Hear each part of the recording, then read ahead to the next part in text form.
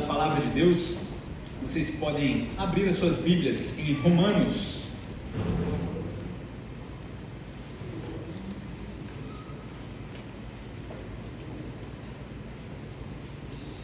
Romanos capítulo 9.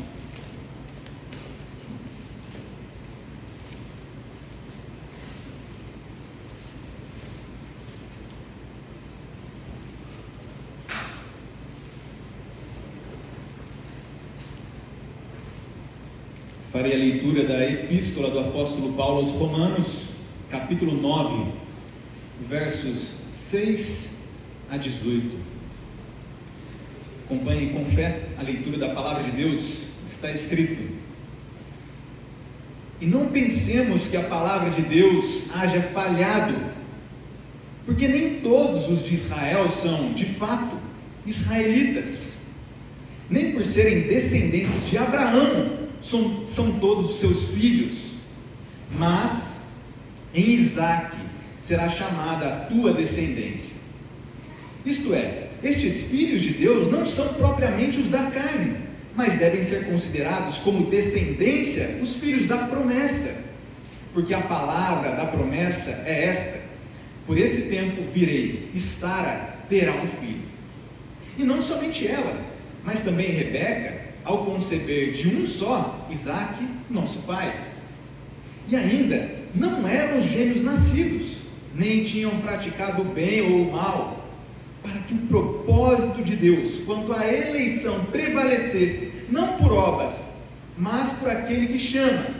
Já fora dito a ela: o mais velho será servo do mais moço. Como está escrito: amei Jacó, porém me aborreci de Esaú. Verso 14: que diremos, pois, a injustiça da parte de Deus? De modo nenhum, pois ele diz a Moisés: terei misericórdia de quem me aprouver ter misericórdia, e compadecer-me-ei de quem me aprouver ter compaixão. Assim, pois, não depende de quem quer ou de quem corre, mas de usar Deus a sua misericórdia. Porque a Escritura diz a Faraó: para isto mesmo te levantei, para mostrar em ti o meu poder, e para que o meu nome seja anunciado por toda a terra. Logo, tem ele misericórdia de quem quer, e também endurece a quem lhe apraz. Até aqui a leitura da palavra de Deus. Juntos oremos. Senhor Deus, te damos graças, porque o Senhor, que ouve as nossas orações, também fala conosco pela sua palavra. Nós te pedimos, ó Deus, nesta noite, que o Senhor haja poderosamente, a fim de que não venhamos a olhar para o Senhor e para os seus planos segundo a nossa própria imaginação, aquilo que sozinhos podemos pensar a respeito de ti, mas que o Senhor intervenha mesmo poderosamente, abrindo os nossos olhos para contemplar as maravilhas da sua lei, para conhecer-te e conhecer o seu poder, os seus planos, a partir daquilo que o Senhor fala nas Escrituras. Dá-nos olhos para ver, ouvidos para ouvir, coração para atender a sua palavra. É o que nós pedimos em Cristo Jesus. Amém. Os irmãos podem se assentar. Hoje nós daremos continuidade ao ensino das doutrinas da graça. Nós estamos no segundo estudo dessa série de exposições e hoje, com a graça de Deus, trataremos da eleição incondicional. O que é eleição incondicional? Nós, com a graça de Deus, hoje veremos isso juntos nas Escrituras. Porém, uma pequena observação: hoje a nossa leitura bíblica, ela não vai ser naqueles moldes de uma pregação expositiva, de olharmos para esse texto de Romanos 9 e nos atentarmos verso a verso, palavra por palavra, mas nós vamos sim juntos olharmos para este grande assunto da eleição incondicional ao longo das Escrituras. E o nosso texto base será o texto de Romanos 9. Nós, então, num primeiro momento, veremos uma breve definição do que é eleição incondicional. Em segundo lugar, olharemos para os textos bíblicos que tratam da presciência. Qual é a relação de eleição e presciência? Em penúltimo lugar, aí sim nós vamos para o nosso texto de Romanos 9.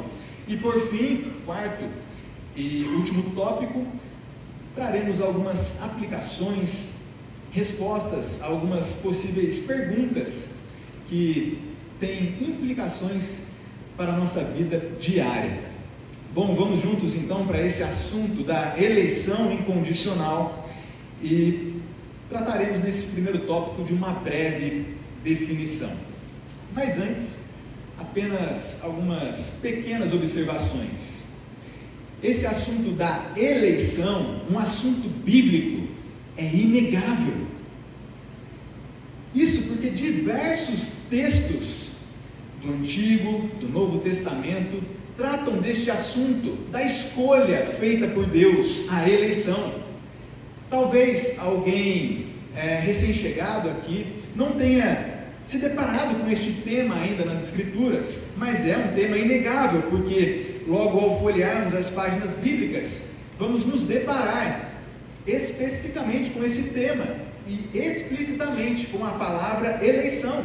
Por exemplo, o próprio Paulo escreve aos Romanos, no capítulo 8, quem tentará acusação contra os eleitos de Deus? Eleição. Também Tiago, o meio-irmão do Senhor, capítulo 2, verso 5, ele diz que Deus escolheu os que para o mundo são pobres, para serem ricos em fé. Deus escolheu. E João, também apóstolo, ele na sua segunda carta, ele escreve a senhora eleita e aos seus filhos.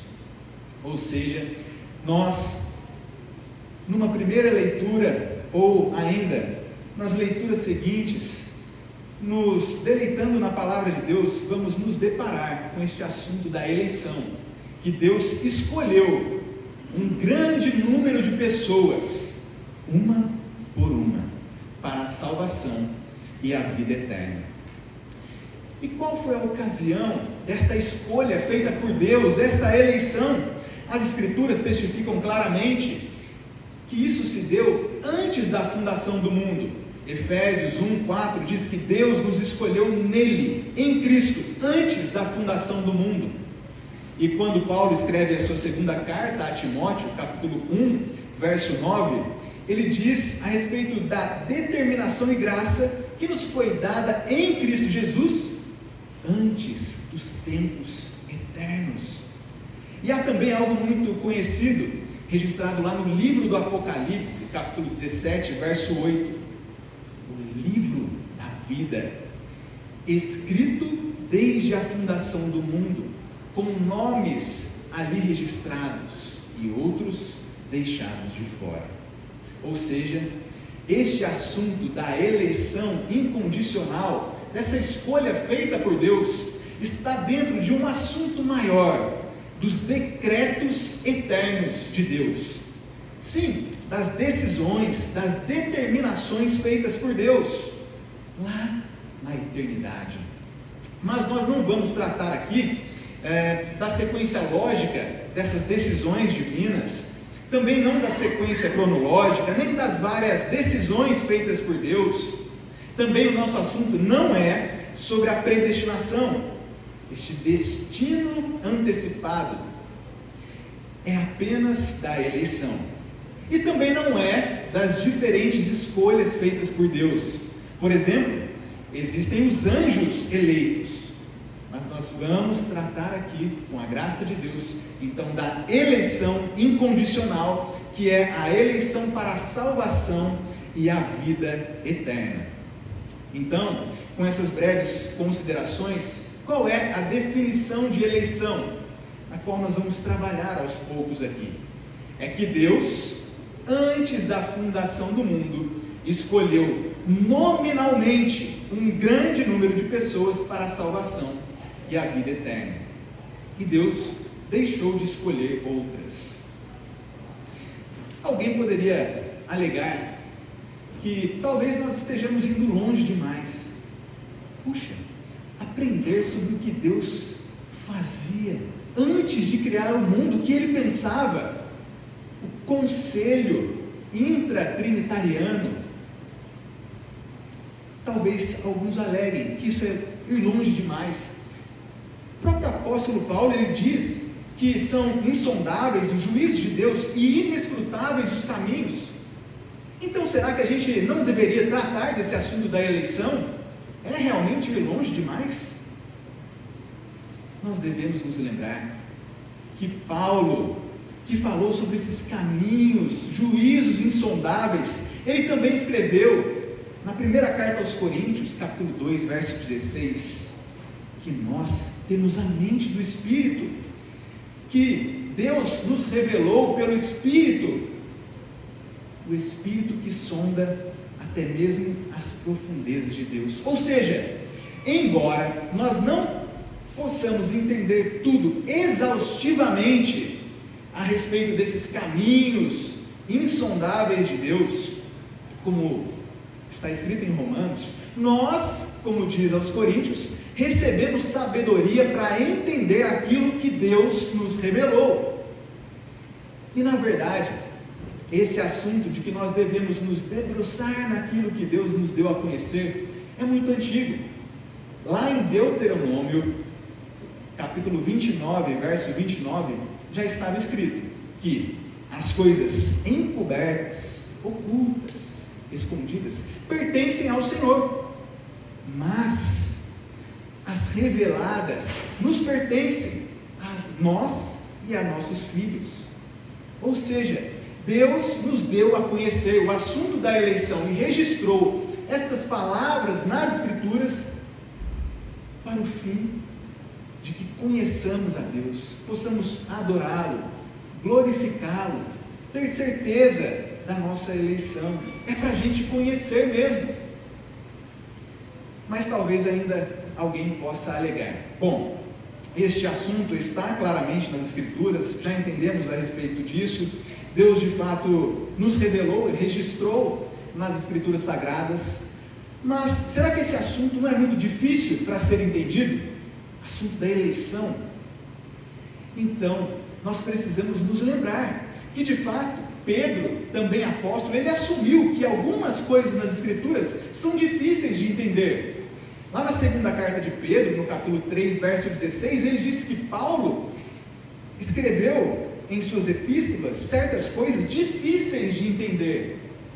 Então, nem todos os assuntos na Escritura são da mesma facilidade de entendimento, mas nós recebemos o Espírito e em humildade, devoção a Deus, sujeitos à sua palavra, é que nós queremos tratar deste assunto da eleição.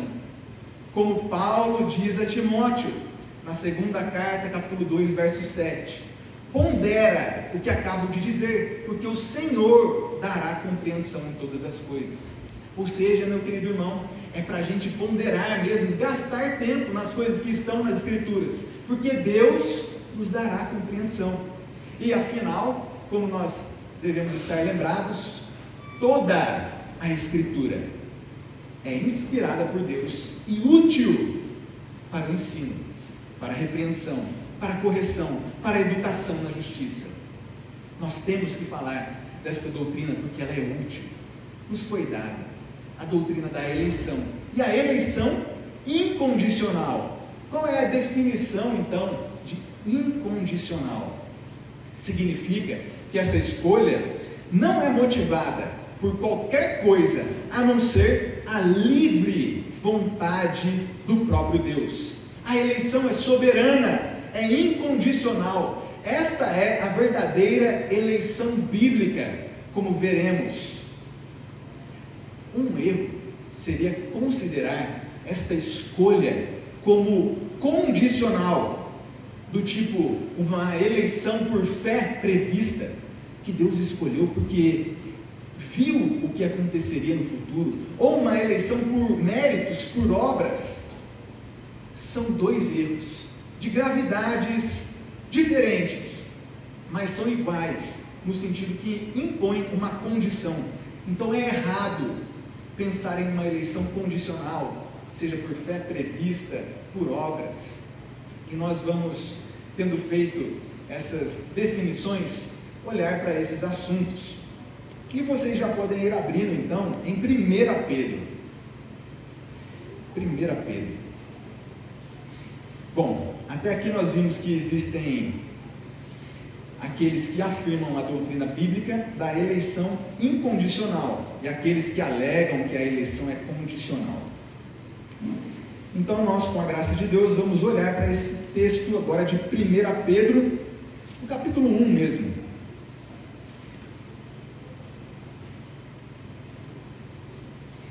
Vejam o que está aí em 1 Pedro, capítulo 1, verso 2. Está escrito: eleitos segundo a presciência de Deus Pai, em santificação do Espírito, para a obediência e a aspersão do sangue de Jesus Cristo. Graça e paz vos sejam multiplicadas. Aqui nós nos deparamos com esta palavra, este ensino da eleição, desta escolha feita por Deus. E nós queremos observar o significado da presciência divina.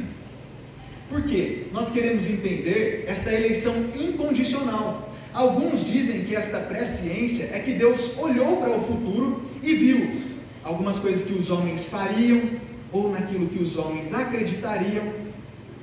O que é afinal esta presciência da qual Pedro fala? Presciência significa pré-conhecimento, ciência de algo. Esse é o significado básico da palavra, que é traduzida pela expressão conhecer de antemão, quando Paulo fala sobre este mesmo assunto. Então, pré-conhecimento, conhecer de antemão. Nós vamos olhar ainda para o texto de Paulo, em que ele fala sobre isso. Mas aqui, vejam que Pedro está falando que os seus leitores originais foram escolhidos para a obediência, o sofrimento e para a salvação. Então aqui uma pergunta: onde é no nosso texto que está escrito que Deus previu o que certos indivíduos poderiam fazer? Não é algo sobre os eleitos que é pré-conhecido, mas são eles mesmos que são conhecidos de antemão.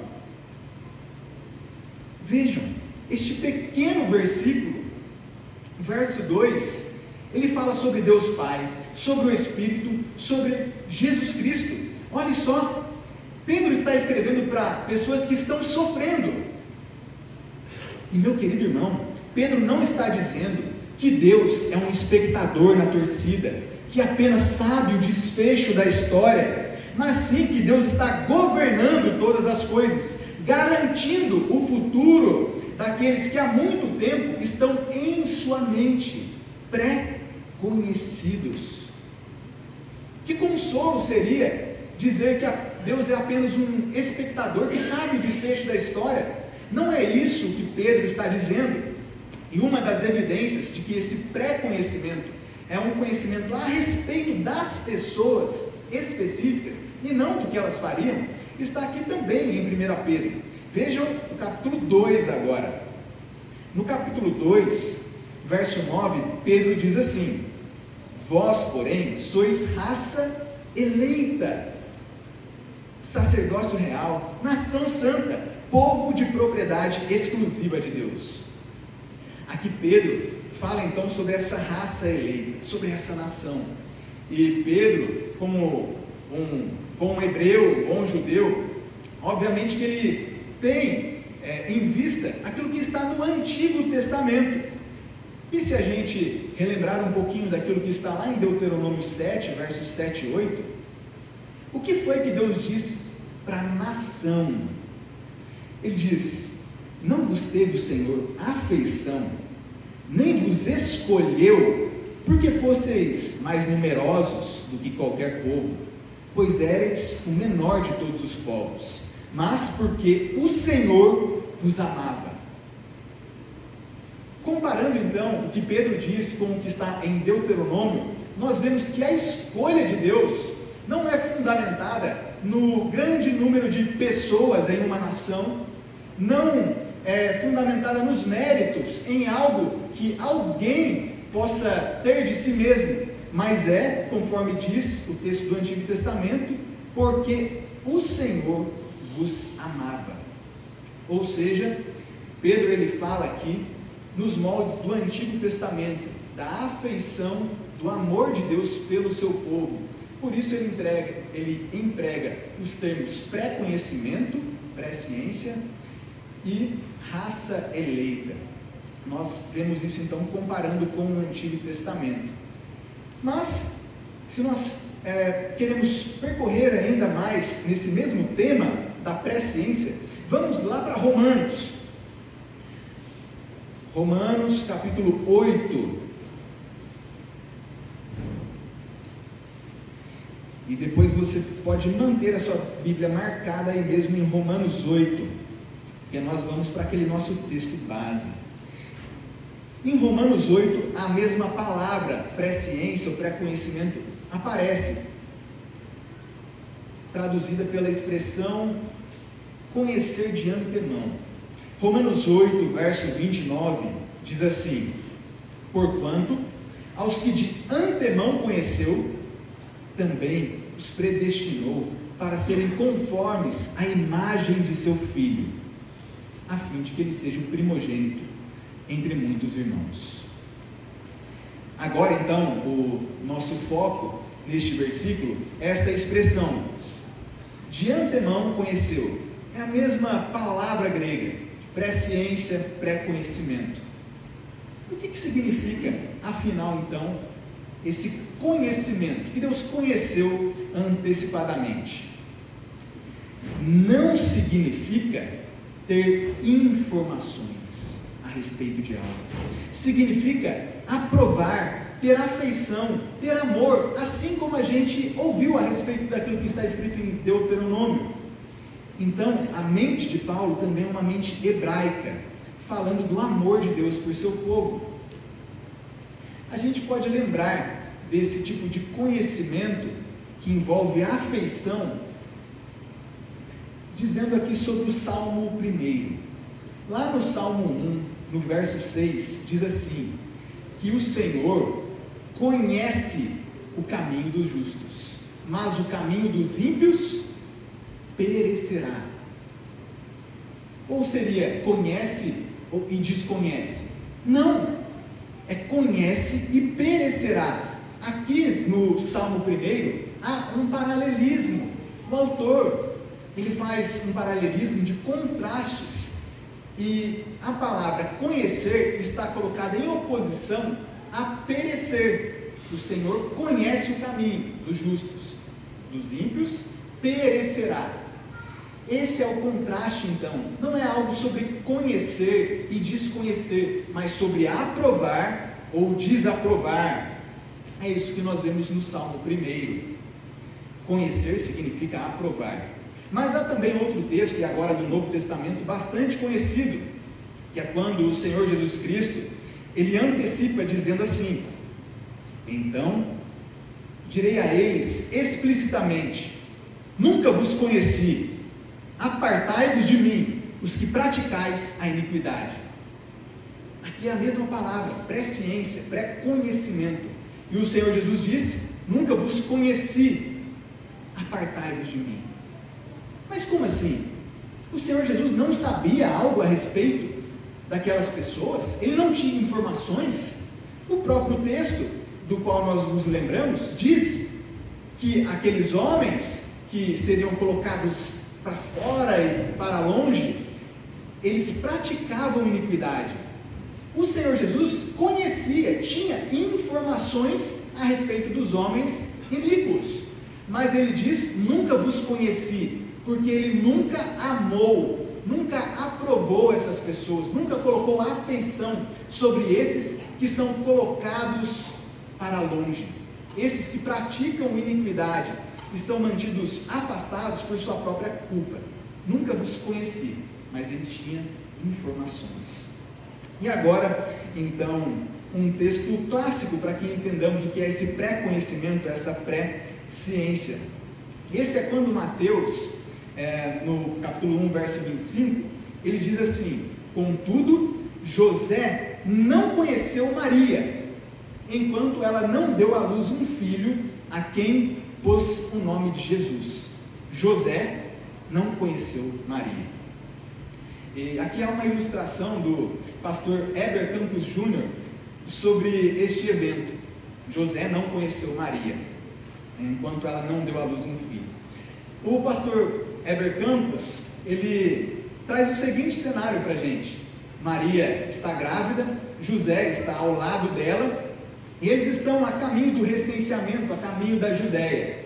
Então, se a gente fosse entender, conhecer como informações, o cenário seria o seguinte: José e Maria caminhando, e então Maria, mulher gosta de falar, né? Vamos ilustrar dessa forma, queria conversar com José. José, vamos conversar então, enquanto nós estamos caminhando aqui para a Judéia. Mas José não conheceu Maria, então o que José ia dizer? Não fala comigo, eu não quero ter informações sobre você. E o casal continua caminhando então. E Maria, mais uma vez, querendo conversar com José, mas José não conheceu Maria. Então, ela tenta puxar papo ali com o seu noivo, aquele que estava prometido. E José, ele fala o seguinte: não quero te conhecer, porque dá azar para o noivo conversar com a noiva, conhecê-la, saber quem ela é antes do casamento. Será que é isso que significa? E ainda mais, como que ficaria a caminhada desse casal para a Judéia? Os dois iriam andar em silêncio, nunca iriam conversar, porque José não conheceu Maria, ele não tinha informações sobre ela. Não é esse o significado da palavra. Conhecer claramente significa amar. José não amou Maria enquanto ela não deu à luz um filho. E amor aqui é tão íntimo que é usado para descrever a intimidade do casal, a consumação do casamento. José não amou, não conheceu Maria antes do nascimento do Senhor Jesus. Então, quando a gente olha para Romanos 8, 29 e lê: aos que de antemão conheceu, também os predestinou, nós seguramente podemos colocar esse texto de Romanos 8, 29 ao lado de Efésios 1, 4 e 5, que diz: em amor nos predestinou para Ele. São os mesmos termos, só que aos Romanos, Paulo diz que Deus nos conheceu de antemão e predestinou, e aos Efésios, ele diz que o Senhor nos amou e nos predestinou.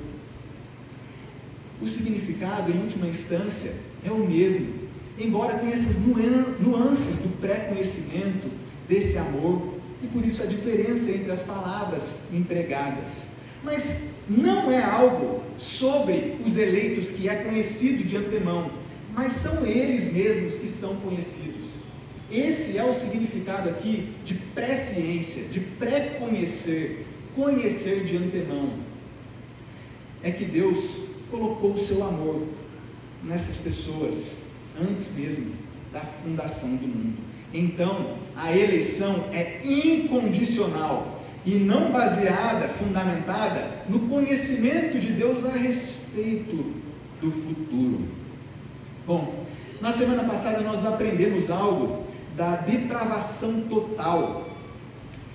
E para você que estava aqui, ou que se lembra do significado desta doutrina, o que é que Deus poderia prever a respeito de alguém morto espiritualmente, senão a rejeição do Evangelho?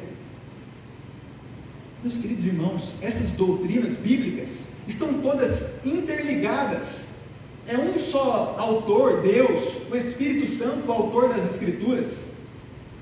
Essas doutrinas não se contradizem, ambas são verdadeiras. E se Deus olhasse para o futuro, a fim de procurar algo nas pessoas, o que Ele viria eram mortos espirituais, que negariam o Evangelho do Senhor Jesus.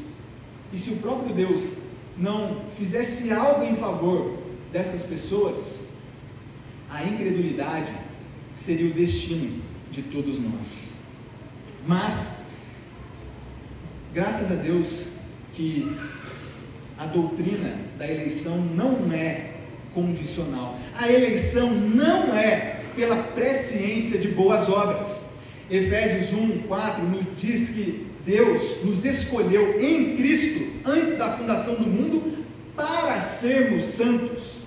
Para sermos santos.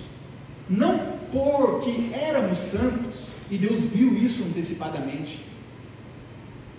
E vejam, quando a gente observa Efésios 1:4, há também algo que nós não podemos deixar passar despercebido.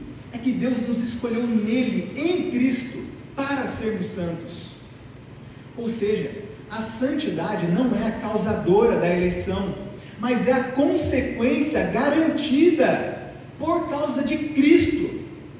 Nós fomos unidos a Cristo desde os tempos eternos, quando Deus ainda planejava fundar o mundo e salvar um povo. É Cristo, meu querido irmão, é por causa dos méritos de Cristo, da eleição, que nos une como um só povo, cada um dos crentes unidos a Cristo, e nós unidos uns aos outros. Temos um futuro certo, garantido, porque o Senhor Jesus viveu uma vida de perfeita obediência e levou uma morte sacrificial, levando os nossos castigos. Nós que cremos nele temos um futuro garantido por causa de Cristo, porque fomos eleitos nele.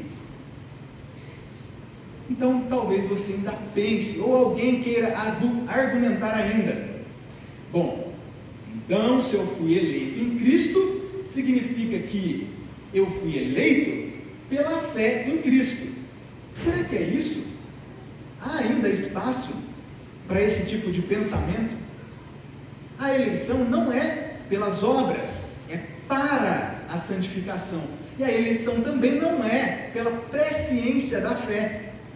A fé, igualmente, é uma consequência da eleição e não a causa dela.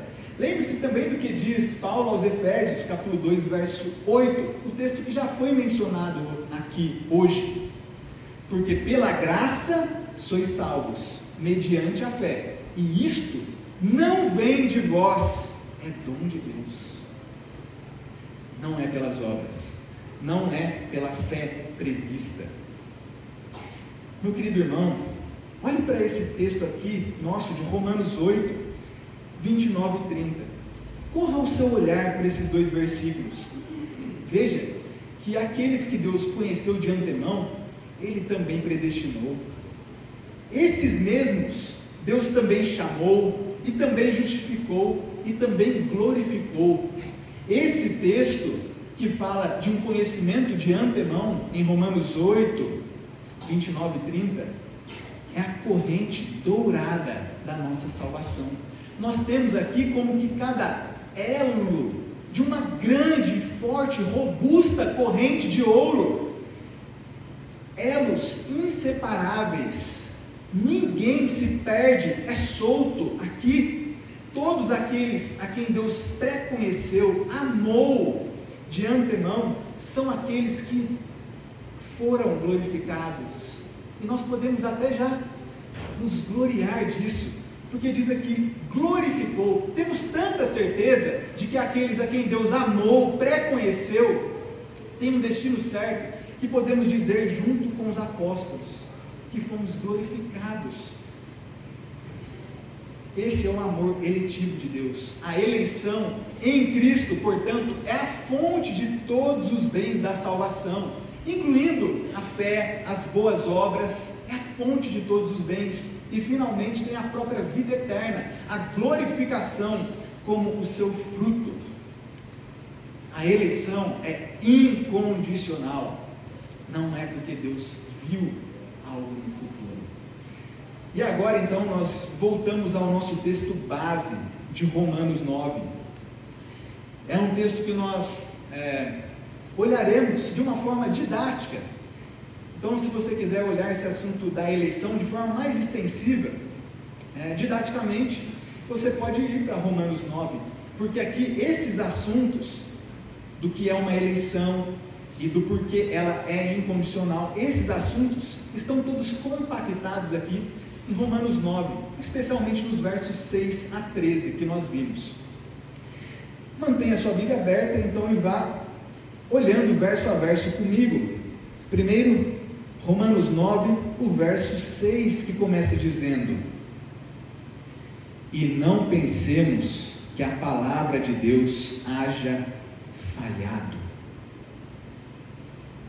Meus queridos irmãos, Paulo acabou de falar no capítulo anterior sobre essa corrente dourada da nossa salvação, e o apóstolo ele está muito consciente de que alguns judeus não estavam demonstrando fé em Cristo. O que foi que aconteceu então? A palavra de Deus falhou? Quando alguém frequenta a igreja, a nossa igreja local, e terrivelmente se afasta dos caminhos do Senhor e morre distante do Senhor, incrédulo, a palavra de Deus falhou quando isso acontece? O que foi que houve? É aqui que entra o nosso versículo 6 do capítulo 9. Paulo quer nos dar a segurança da salvação. A palavra não falhou. Esse é o motivo de Paulo introduzir o assunto aqui da eleição, uma doutrina útil. Como nós já percebemos e veremos mais claramente, a palavra não falhou. E o apóstolo segue dizendo: porque nem todos os de Israel são de fato israelitas. Existe eleição, escolha de Deus, até mesmo entre os israelitas. Não são todos os judeus, cada um dos judeus, que são salvos, que estavam sendo salvos lá na época de Paulo. Ele está olhando com dor no coração, triste, porque alguns dos seus compatriotas não estavam demonstrando fé. Então nem todos os de Israel são de fato israelitas. Mas agora Paulo traz 3 gerações de verdadeiros israelitas, eleitos por Deus, pai, um filho e um neto, Abraão, Isaque e Jacó. E Paulo vai mostrar que a palavra de Deus não falhou. Ele começa falando no verso 7 sobre o patriarca, quando ele segue dizendo: nem por serem descendentes de Abraão são todos os seus filhos. Abraão, o patriarca bastante conhecido, ele foi tirado de uma terra idólatra, como o Antigo Testamento nos conta. Foi o próprio Deus quem chamou Abraão, não foi Abraão atrás do Senhor procurando, mas ele recebeu um chamado de Deus. E aqui, no patriarca, nós já poderíamos considerar algo a respeito da eleição, mas como o patriarca é bastante conhecido, e talvez porque alguns pudessem continuar argumentando a respeito da eleição, Paulo também segue o seu argumento. Ele menciona o patriarca Abraão, mas ele vai seguir detalhando mais coisas a respeito do filho e do neto deste patriarca. No versículo 7, ele segue dizendo: mas em Isaque será chamada a tua descendência. Isto é, estes filhos de Deus não são propriamente os da carne, mas devem ser considerados como descendência os filhos da promessa, porque a palavra da promessa é esta: por esse tempo virei e Sara terá um filho. Agora o foco de Paulo é o casal Abraão e Sara, e o seu filho Isaque. Ele é mais um desses eleitos, mais um exemplo daqueles israelitas que foram salvos pela eleição. E veja, você deve estar lembrado disso, que para o nascimento de Isaque houve uma intervenção sobrenatural de Deus. O casal Abraão e Sara já eram idosos, então Paulo traz esse assunto à tona sobre essa palavra da promessa, uma intervenção sobrenatural que faz contraste com aquele nascimento natural, os descendentes da carne. Há um contraste, e a própria escolha de Isaque por Deus então envolveu essa intervenção em sua concepção. E nós veremos que o propósito de toda essa história de Abraão e seus descendentes é mostrar a eleição. Mas, se Paulo parasse por aqui, talvez alguns poderiam ainda argumentar. Abraão é bastante conhecido, nós sabemos que ele foi eleito por Deus, e obviamente que Isaac também foi, porque o filho mais velho, Ismael, ele não era hebreu de sangue puro, digamos assim. Como vocês devem se lembrar, Ismael era filho de uma escrava egípcia, ou seja, aqui nós temos alguém do povo hebreu, Abraão, e um descendente dele que não é de sangue puro hebreu. Então poderia alguém ainda querer argumentar, o patriarca Abraão, seu filho Isaac. Mas o que Paulo nos traz agora no verso 10 é de tirar o fôlego, porque ele diz: e não ela, Sara, somente, mas também Rebeca, ao conceber de um só, Isaque, nosso pai. Ou seja, agora aqui a gente está chegando na terceira geração, Abraão, Isaque e Jacó. Nós estamos aqui com o casal Isaque e Rebeca, e os dois são da mesma nação. Vejam só, agora nós não temos mais um hebreu e uma egípcia, os dois da mesma nação. E por que o argumento, ou essa explicação, essa preocupação pastoral de Paulo, por que essa explicação é impressionante, de que a palavra de Deus não falhou? Porque o verso 11 diz assim: e ainda não eram gêmeos nascidos, nem tinham praticado o bem ou o mal. Jacó, ele teve um irmão gêmeo, conhecido de todos nós, chamado Esaú. Então agora nós temos um pai hebreu, uma mãe do mesmo povo, e nós temos duas crianças, dois bebês, duas pessoas gêmeas. Qual é a diferença? Não tinham praticado nem o bem ou o mal ainda, eram gêmeos não nascidos. Paulo está falando aqui da escolha de indivíduos na mesma condição, a condição de queda. É útil a gente lembrar aqui também que quando Deus traz esse anúncio, tanto para Sara, quanto essa história envolvendo Isaac e Rebeca e o filho Jacó, o anúncio é dado numa condição em que Adão já tinha desobedecido a Deus e o destino da raça humana seria a perdição. Mas há aqui, então, uma justa distinção feita por Deus entre esses gêmeos ainda não nascidos. Eles estão com o mesmo destino, por assim dizer, de uma perspectiva humana. O destino de ambos seria o castigo e a perdição eterna. Se Deus não fizesse algo, aqueles dois homens, como nós bem sabemos, eles pecaram muito, falharam, eles herdaram a natureza de Adão, o primeiro dos pecadores humanos. Se Deus deixasse esses homens em suas próprias condições, eles receberiam condenação. Mas Deus, a partir desses gêmeos, Ele faz uma justa distinção. Ele escolhe um dos dois. E o objetivo disso, o apóstolo segue dizendo, para que o propósito de Deus quanto à eleição prevalecesse, não por obras, mas por aquele que chama. O objetivo desse anúncio de Deus e dessa escolha feita entre os gêmeos é mostrar a eleição. Lembra da preocupação de Paulo? Alguns compatriotas dele, vizinhos, talvez amigos, eles não estão acreditando em Jesus. O que aconteceu então? Será que Deus falhou? Imagine, isso seria terrível. Deus prometer algo que Ele mesmo não é capaz de cumprir. É o que Paulo está nos explicando, que Deus não falhou. Quando nós olhamos para os incrédulos, para aqueles que talvez já frequentaram a igreja apenas de nome e não de coração, e quando essas pessoas incrédulas se afastam, Deus não falhou. Ele continua cuidando de nós que estamos aqui. E o motivo e a segurança pela qual Ele cuida de nós é a eleição em Cristo. A causa da eleição, então, como nós olhamos aqui neste texto, é o propósito de Deus, não aquilo que os gêmeos fariam. Eles nem tinham feito ainda o bem ou o mal, mas a causa é o propósito de Deus, que faz todas as coisas conforme o conselho da sua vontade. Não é por obras, é pela eleição.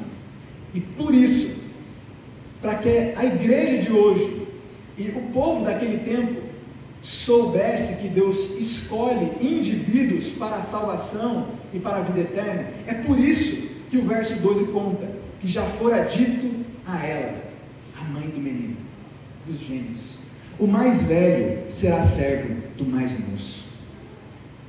Aqui tem mais uma intervenção de Deus. Se a gente seguisse um caminho natural, a primogenitura era direito do mais velho. E Esaú, embora ambos fossem gêmeos, Esaú saiu do ventre primeiro que Jacó. Então, a primogenitura, os direitos, a bênção paternal, seria por descendência natural, por consequência, dentro daquela cultura, seria do primogênito, mais velho. Mas o que foi dito à mãe dos gêmeos? Que o mais velho seria servo do mais moço. Isso nos mostra o direito de Deus de dispor dos destinos humanos conforme lhe agrade. E o autor Paulo continua dizendo a respeito de Deus: amei Jacó, porém me aborreci de Esaú. Lembrem-se, meus queridos irmãos, aqueles homens, aqueles gêmeos que depois de nascido mostraram ambos desobediência a Deus. Ambos seriam mandados justamente de um modo santo, justo, seriam mandados para a condenação eterna, ambos. Mas Deus, Ele interveio e Ele ama Jacó. Essa é a doutrina da eleição. Enquanto todos nós poderíamos ser mandados imediatamente para o inferno, para a justa condenação eterna, a doutrina da eleição nos conta que Deus amou indivíduos segundo a sua própria vontade. O que há de especial em Jacó, o enganador por natureza? O que há de especial em mim ou em você, nós que cremos em Deus? Nós não somos melhores ou mais dignos, nós estamos envolvidos no mesmo pecado e miséria dos incrédulos. Não fosse Deus em nosso favor, pela eleição em Cristo, nós continuaríamos incrédulos e o nosso destino seria a perdição eterna. Deus não está obrigado a nos salvar. O fato de Deus dizer que amou Jacó deveria saltar aos nossos olhos, porque Deus amou aquele que conhecidamente por nós foi um pecador. Deus amou aquele menino antes mesmo do seu nascimento. Deus não está obrigado a nos salvar. E agora então, se ainda resta alguma questão a respeito desse assunto, Paulo continua a partir do verso 14: que diremos, pois? Há injustiça da parte de Deus? A questão da justiça diz respeito àquilo que deve ser feito. Será que tem alguma coisa que Deus deveria ter feito e que Ele não fez? Ou tem alguma coisa que Deus não deveria ter feito e que Ele fez? Deus deveria salvar os dois gêmeos? Deus deveria salvar toda a humanidade? Deus deveria mandar todos nós para o inferno? Que diremos, pois? A injustiça da parte de Deus? Nós já ouvimos sobre Deus que é justo e justificador. A sua justiça e a sua misericórdia trabalham juntas para que a gente não vá para o inferno. Se a justiça estivesse realmente sozinha, todos nós iríamos para o inferno. Mas a injustiça da parte de Deus, então, quando Ele age assim, quando Ele ama um, e quando Ele se aborrece de outro, e deixa que siga os seus próprios caminhos, Paulo traz um enfático: de modo nenhum. Quando tratamos a respeito desse assunto, uma das primeiras coisas que nós precisamos começar a confessar é que Deus, Ele é justo, Ele é reto em suas ações. E mesmo quando nós não podemos compreender exaustivamente tudo o que Deus faz, Ele permanece justo. E aqui nós temos suficientes provas da justiça de Deus, porque Deus é livre para não salvar ninguém, para salvar poucos ou para salvar muitos. Não há injustiça da parte de Deus. E o verso 15 continua dizendo: pois ele diz a Moisés: terei misericórdia de quem me aprouver ter misericórdia, e compadecer-me-ei de quem me aprouver ter compaixão. Há injustiça da parte de Deus? Se alguém perguntasse: nossa, mas será que Deus não deveria demonstrar misericórdia para com todos? A gente já ficou convencido aqui que se a justiça de Deus operasse sozinha, todos nós seríamos condenados. Mas a justiça anda com a misericórdia. Então talvez alguns ainda perguntem: bom, e por que então que Deus não usa de misericórdia para com todos? Se alguém acha que isso é injusto, ainda não entendeu a diferença entre justiça e misericórdia. São duas categorias diferentes. A justiça é aquilo que deve ser feito por nós, é aquilo que Deus sempre faz. Ele é justo, nunca há injustiça em Deus. Mas a misericórdia de Deus não tem a ver com aquilo que deve ser feito por Ele. Ele pode ou não exercer misericórdia. São duas categorias distintas. Deus é sempre justo, mas o que Ele diz é que Ele tem misericórdia de quem Ele quer. Deus não é obrigado a exercer misericórdia. Meus queridos irmãos, nós precisamos confessar que Deus é Deus e que nós somos totalmente dependentes dEle. Quando Adão pecou, todos nós pecamos juntos com Adão, e mesmo nós podemos testificar do que nós mesmos fazemos, pensamos, de como fomos maus e rebeldes. O que nós merecíamos de modo justo era a condenação. Deus não era obrigado a exercer misericórdia, mas Ele exerceu. Ele amou Jacó, Ele amou cada um daqueles que hoje creem em Cristo. Verso 16: assim, pois, não depende de quem quer ou de quem corre, mas de usar Deus a sua misericórdia. Sabe como você chegou à fé, crer em Cristo? Não foi porque você sozinho quis, ou porque você correu e veio até a frente a aceitar Jesus sozinho. Não foi, não depende disso. A misericórdia de Deus na eleição, antes da fundação do mundo, é quem trouxe cada um dos crentes. Em certo sentido, nós viemos porque queremos, mas foi a misericórdia de Deus que nos trouxe. É esse o significado. E se a gente se lembrar lá do Antigo Testamento, da história de Jacó e Esaú, lembra de Jacó, o enganador, que muito bem poderia ter sido condenado? Quando o pai desses gêmeos, Isaac, ele foi dar a bênção ao primogênito, tinha diante desse pai os gêmeos, Jacó e Esaú. Porém, o recebimento desse direito de primogenitura, curiosamente, não dependeu de quem quis ou de quem correu. Houve toda uma trama ali para enganar Isaac. Ele já estava idoso, ele não conseguia ver claramente. E como vocês devem se lembrar, Jacó, o enganador, ele, para se parecer com o irmão, ele arrumou uns pelos de uns animais e deu o braço para que o seu pai pudesse o abençoar com o direito de primogenitura.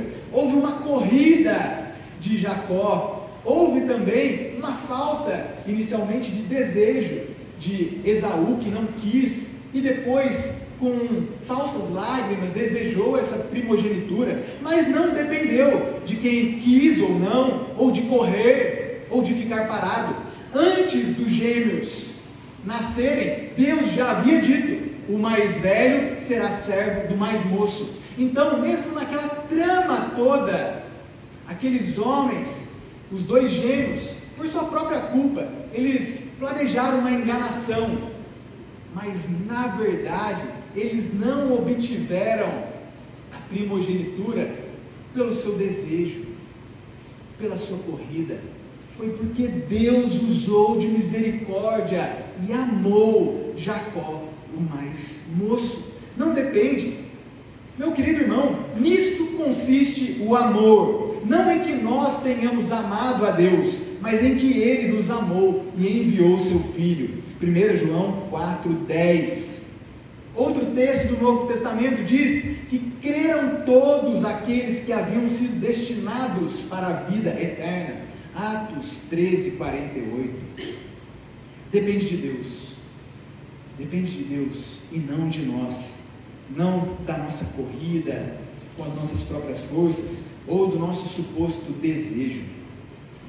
O verso 17 e 18. Porque a Escritura diz a Faraó: para isto mesmo te levantei, para mostrar em ti o meu poder, e para que o meu nome seja anunciado por toda a terra. Logo, tem ele misericórdia de quem quer, e também endurece a quem lhe apraz. Então, algumas poucas palavras sobre esses dois versículos aqui, antes da gente considerar algumas aplicações e resposta para algumas perguntas. Deus endureceu o coração de Faraó. A Escritura diz isso 7 vezes, lá em Êxodo mesmo, que Deus endureceu o coração de Faraó. Mas ao mesmo tempo, por 7 vezes, lá em Êxodo, a Escritura diz que Faraó endureceu o próprio coração. Os homens, depois de Adão, são todos pecadores e maus. E se Deus quiser endurecer o coração de alguém, basta que Deus não haja quebrantando o coração.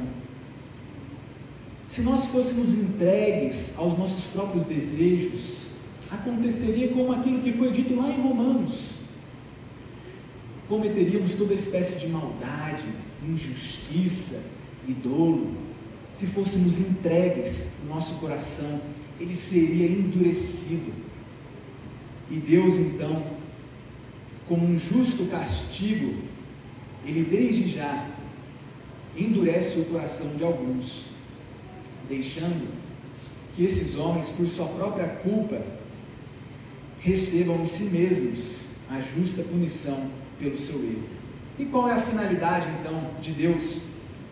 Algumas das poucas coisas que nós podemos considerar com esse verso 17 é que Deus quer ser conhecido, é para mostrar o poder de Deus, para que o nome de Deus seja anunciado, é para nos lembrar que Deus é absolutamente livre e soberano, que a sua palavra não falhou, todas as coisas estão debaixo do governo de Deus, de modo que Ele é justo em tudo o que faz, e os homens culpáveis e condenáveis pelos seus próprios pecados.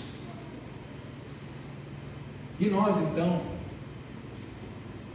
em algum ponto, agora ou mais tarde, só poderemos recorrer à doxologia do apóstolo, que ele termina esse assunto todo lá no capítulo 11, dizendo no verso 33: ó profundidade da riqueza, tanto da sabedoria como do conhecimento de Deus, como são insondáveis os seus juízos e quão inescrutáveis os seus caminhos.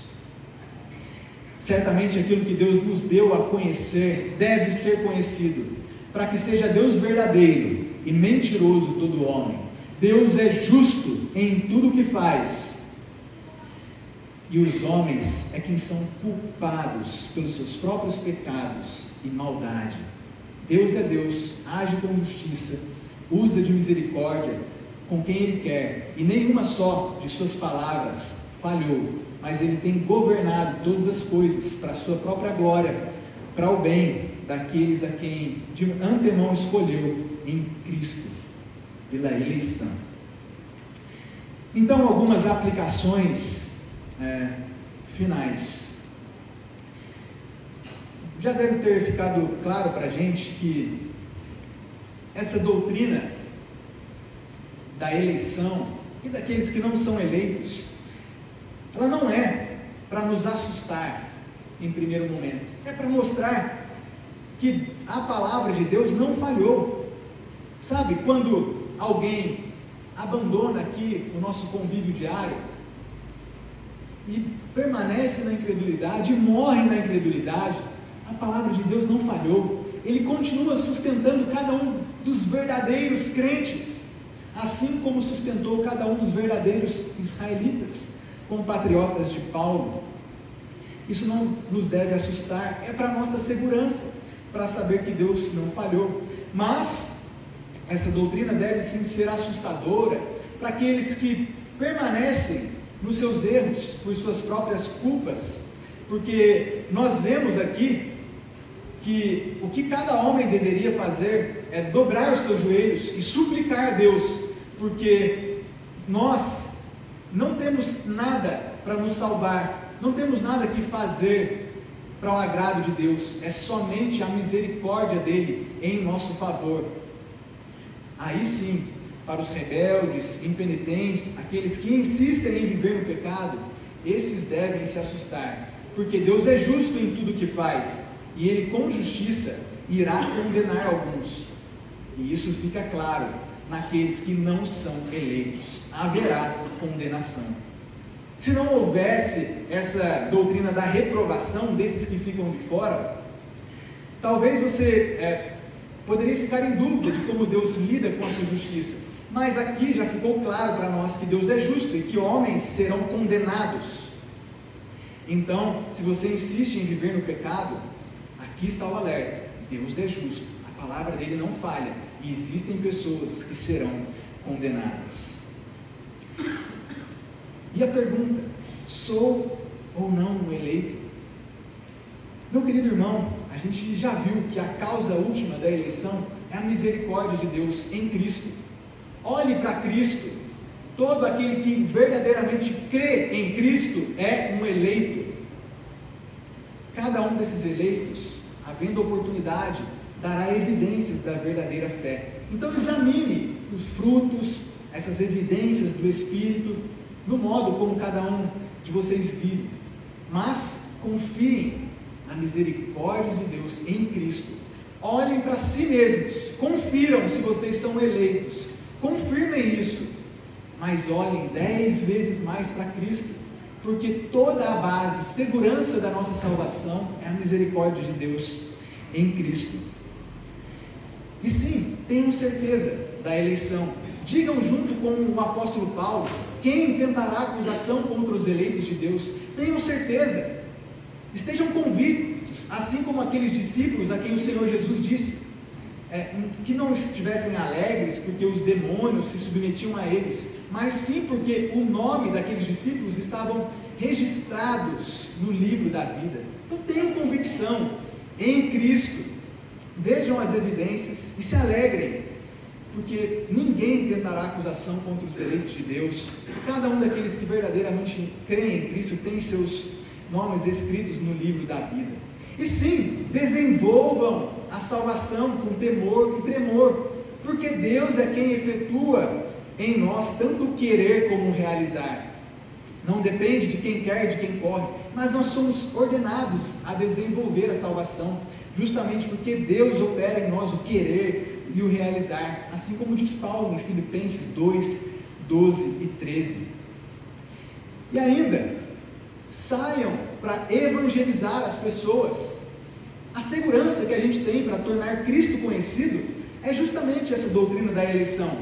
Se essa doutrina não existisse, qual seria a certeza da gente pregar e alguém ser convertido a Cristo, nós podemos ir e devemos pregar, anunciar Cristo, justamente porque Deus tem muito povo no mundo, essas ovelhas perdidas a quem Ele chama. Então saiam para evangelizar com a segurança de que Deus elege pessoas. Se não fosse assim, o que seria de nós convencer alguém com as nossas palavras, insistir com um rebelde e incrédulo? Não teríamos qualquer esperança da salvação, mas podemos, por causa da eleição, evangelizar, porque Deus elegeu pessoas para a salvação. E por fim, nós devemos nos entregar a Deus em humildade e em adoração. Nós somos salvos pela graça, justamente para que ninguém se glorie. A nossa glória é o nosso Deus. O Senhor Jesus diz, João 15:5, sem mim nada podeis fazer. Mas porque estamos em Cristo, nós temos sim muito a que nos entregar em humilde adoração ao nosso Deus, que faz todas as coisas conforme o conselho da sua vontade, de que nenhuma palavra do nosso Deus justo, soberano, santo, venha falhar. Que cada um de nós se glorie em Deus, esteja bem convicto dessa doutrina da eleição.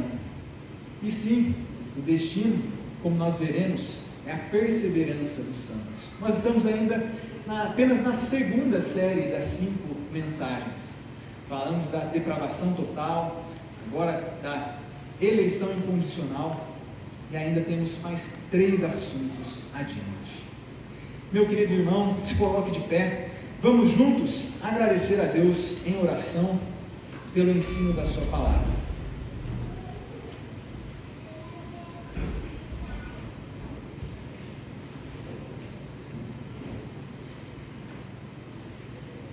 Senhor Deus, em humilde adoração e reverência, é que nos dirigimos ao Senhor em oração novamente.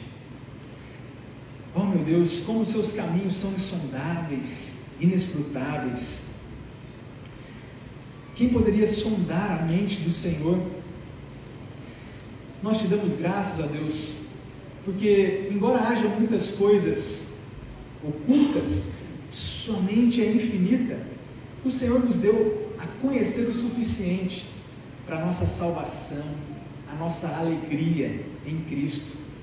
Nós, ó Deus, nos regozijamos em Ti, porque o Senhor é um Deus verdadeiro, justo, santo e bom, porque nenhuma de Suas palavras e promessas falham. Ó Deus, nós lamentamos por todos aqueles que insistem em ser rebeldes e incrédulos e que, por culpa própria, permanecem no erro. Ó meu Deus, assim como Paulo orava pelos seus compatriotas, nós oramos ao Senhor pelos nossos vizinhos, por aqueles que conhecemos, que temos afeto e que não têm se arrependido dos seus pecados. Ó meu Deus, nesta oportunidade, neste tempo oportuno de salvação, nos encha da esperança da evangelização, porque o Senhor tem muito povo. Nos envia a evangelizar aqueles que moram próximos a nós, os nossos familiares. Encha-nos, ó Deus, dessa esperança da salvação. E assim como Paulo orava pelos seus compatriotas, nós oramos a Ti. Ó Deus, converta o coração daqueles a quem nós amamos. Nós confiamos inteiramente em Ti, na Sua justiça, nos Teus decretos. Nós confessamos, ó Deus, que assim como toda a humanidade após Adão, por descendência natural, nós somos pecadores, ó Deus, nós fomos rebeldes em relação a Ti, e nós Te damos graças, porque o Senhor nos amou, não por nossas obras, não por que fazemos, mas por Sua livre graça e misericórdia. Nós Te agradecemos, ó Deus. Não merecíamos, assim como os demais não merecíamos, mas em Cristo o Senhor nos elegeu, a nós que cremos nele. Bendizemos ao Senhor, toda glória seja dada ao seu nome. Que a graça do Senhor Jesus Cristo, o grande amor de Deus, a comunhão e as doces consolações do Espírito Santo sejam com cada um de nós. Digamos juntos, amém. Meus queridos irmãos,